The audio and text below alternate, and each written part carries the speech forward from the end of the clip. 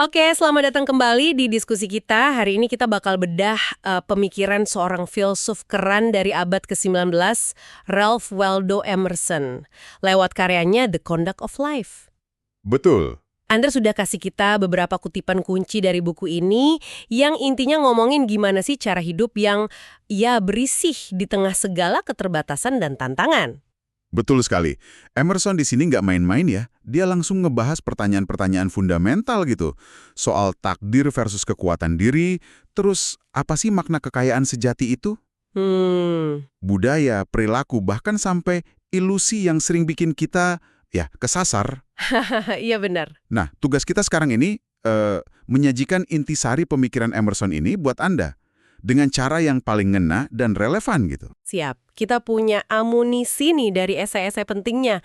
Takdir, kekuatan, kekayaan, budaya, perilaku, pemujaan, pertimbangan sepanjang jalan, keindahan, dan ilusi. Wow, banyak ya. Lengkap ya. Yuk, langsung kita kupas bareng cari emas tersembunyi dari pemikiran Emerson ini. Mari. Kita mulai dari yang paling dasar dulu kali ya, takdir atau fate.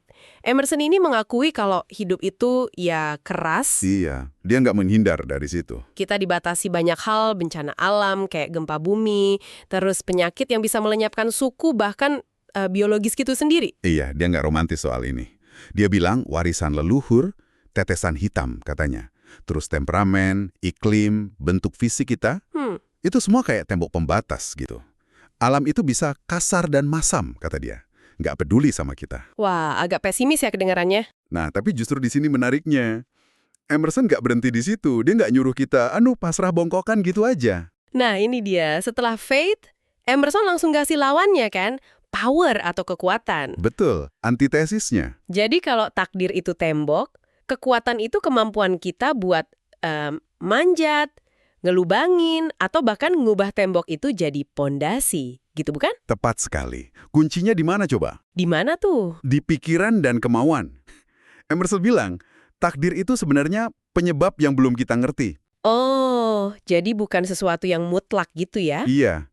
Begitu kita paham sebabnya, kayak belajar renang buat ngalahin ombak, atau nemuin sanitasi buat lawan penyakit, batasan itu malah jadi alat. Contohnya mesin uap itu ya? Nah, itu contoh klasik dia. Dulu dianggap bahaya, sama Watt dan Fulton malah dimanfaatkan jadi tenaga kerja dahsyat. Jadi, memahami itu langkah pertama buat menguasai. Oke. Jadi, keterbatasan itu bukan akhir cerita, tapi malah awal dari tantangan untuk berpikir lebih keras, begitu? Tepat. Dan kekuatan ini bukan cuma soal otak loh. Tapi juga ada kekuatan konstitusional. Maksudnya, vitalitas, kesehatan. Energi bawaan gitu ya? Betul. Orang yang punya energi ini, kata Emerson, cenderung lebih optimis. Dia lihat peluang di mana orang lain cuma lihat masalah. Mereka ini kelas inventif atau kreatif. Menarik. Lalu gimana cara memaksimalkannya? Ada tips dari Emerson? Ada dong. Kuncinya, konsentrasi. Fokus. Jangan buyar pikirannya kemana-mana. Oke. Kayak Newton itu, nemuin gravitasi karena selalu mengaraskan pikirannya, plus latihan terus-menerus, drill katanya, sampai mahir. Latihan ya? Iya. Tapi Emerson juga realistis kok. Kekuatan ini, energi besar ini kadang datangi dalam bentuk yang, kasar. Kasar gimana maksudnya? Dia kasih contoh pemimpin penginapan yang mungkin agak licik, tapi justru paling semangat bangun kota. Atau Napoleon, yang pakai prajurit kurang baik, tapi bisa menang perang. Wah. Ini mungkin terdengar agak kontroversial ya, idenya bahwa sedikit kejahatan baik untuk membentuk otot. Bentar, maksudnya bukan jahat itu bagus kan? Tapi lebih ke energi liarnya itu jangan disia-siakan. Persis. Energinya itu netral. Tinggal bagaimana kita menyalurkannya. Oke. Paham. Jadi, buat Anda nih yang lagi ngerasa mentok sama batasan dalam hidup, Emerson ngajak buat lihat itu sebagai, puzzle.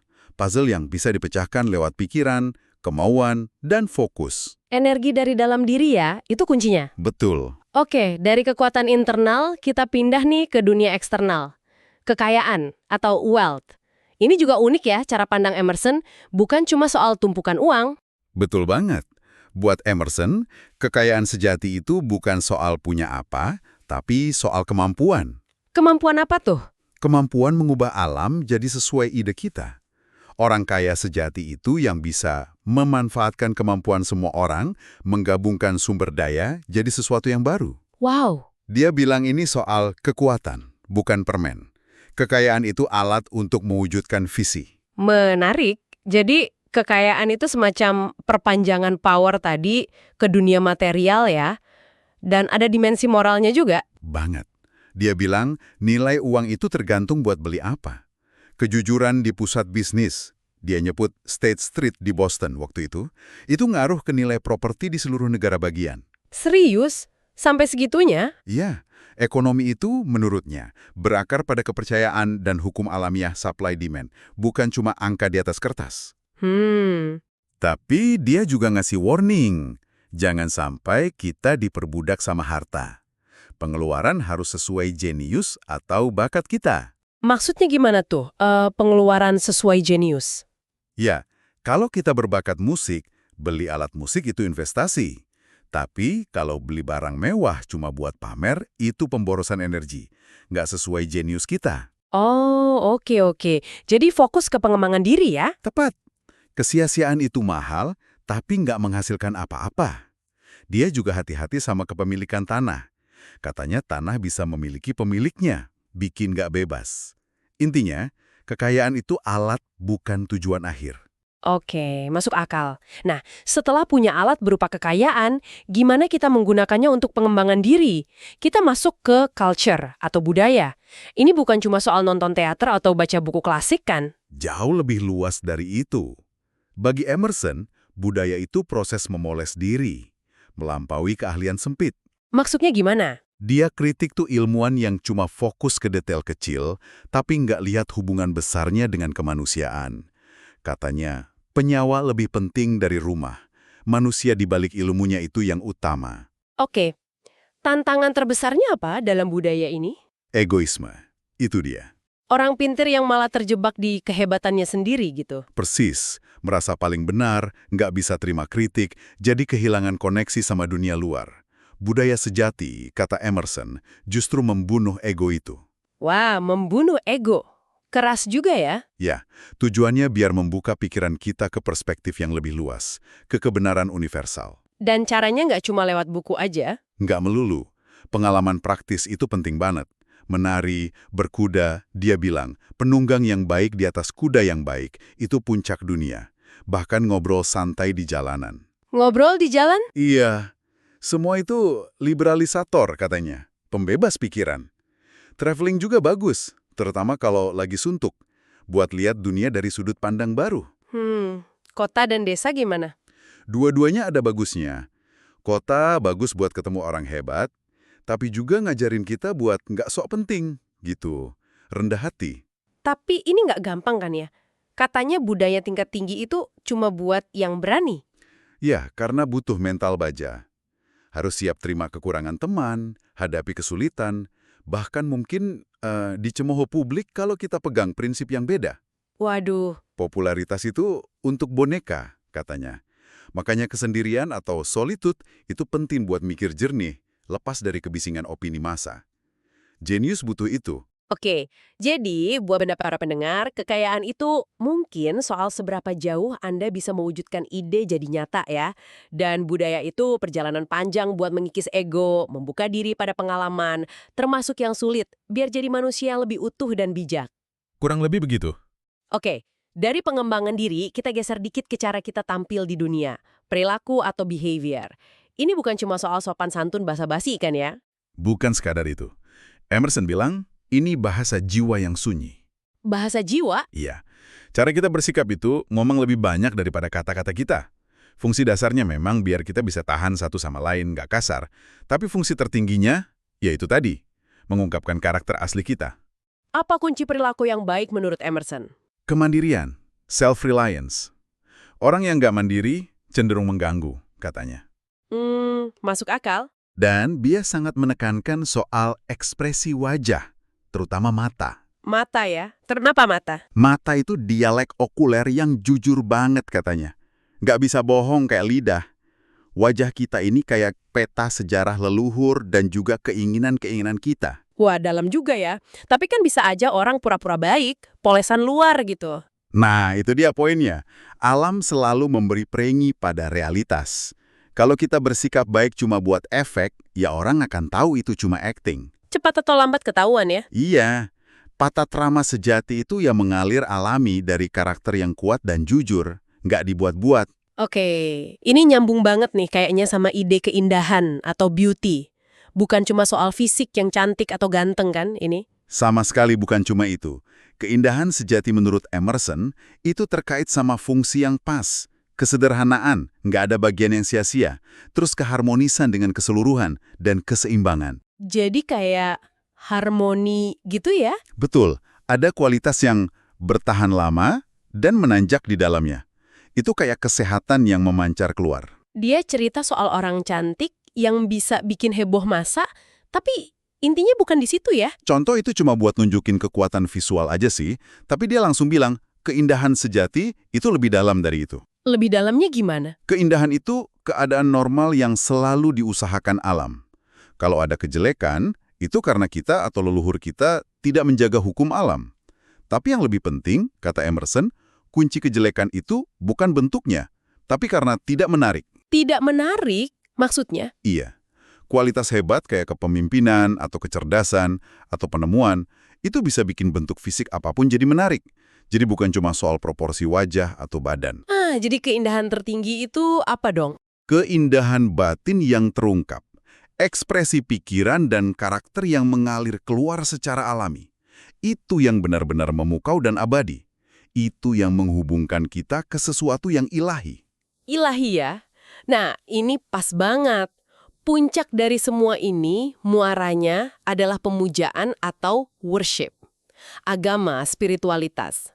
Emerson nulis ini di zaman banyak orang mulai skeptis kan sama agama formal. Betul sekali. Dia lihat banyak anarki gerejawi, ritual yang kosong maknanya. Tapi dia yakin dorongan religius itu abadi dalam jiwa manusia. Jadi nggak hilang ya? Nggak. Katanya Tuhan membangun kuilnya di hati di atas runtuhan gereja dan agama.